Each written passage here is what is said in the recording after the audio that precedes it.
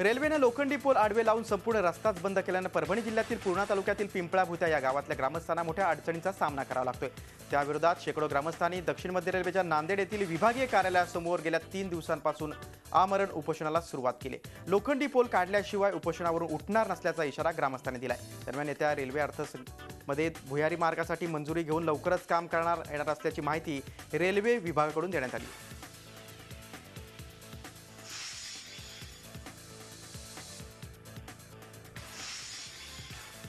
कोल्हापुरात माजी शिवसेनेचे जिल्हा प्रमुख विनायक साळुंखे यांच्या वाहनाची जाळपोळ करण्यात आली आहे। 2 वाहनांचं आणि घराचं मोठं नुकसान झालं असून या प्रकरणी जुना राजवाडा पोलिसात गुन्ह्याची नोंद झाली आहे।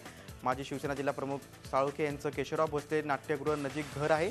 काल रात्री विनायक साळुंखे हे आपल्या घरी परत आल्यानंतर रोहन ठोंबरे या युवकानं साळुंखे यांच्या गाडीवर रॉकेलचा गोळा टाकून गाड्या पेटून दिल्या। यामध्ये साळुंखे यांचं मोठं नुकसान झालं असून या प्रकरणी आता गुन्ह्याची नोंद झाली असून पुढील तपास पोलीस करत आहेत। रत्नागिरी जिल्ह्यातील गुहागर येथील असगोलीतील मच्छीमारांना पंख असलेले 2 दुर्मिळ फ्लाइंग फिश सापडले। समुद्रावर आलेल्या पर्यटकांना हा मासा दाखवल्यानंतर मच्छीमारांनी त्याला समुद्रात सोडून जीवदान दिले। क्वचितच समुद्रात या प्रजातीचे उडणारे मासे आढळतात। रानवी ते असगोली या परिसरात समुद्रात मासेमारी करताना त्यांच्या जाळ्यात पंख असलेले 2 मासे सापडले।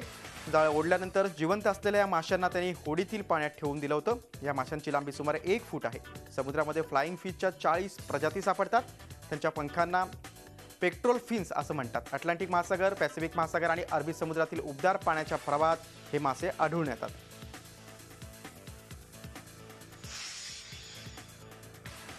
कारंजा येथे 3 अस्वलांचा मृत्यू झाल्याची घटना घडली। कारंजा येथील पारडी जंगलाजवळ एका विहिरीत 3 अस्वल मृतावस्थेत आढळून आलेत। एका मादी अस्वलासह 2 6 महिन्याच्या अस्वलांच्या पिलांचा मृत्यू झालाय।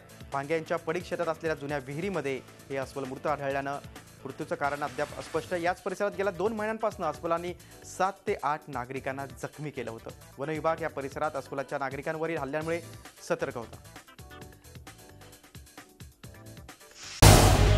झी 24 तास रहा एक पाऊल पुढे।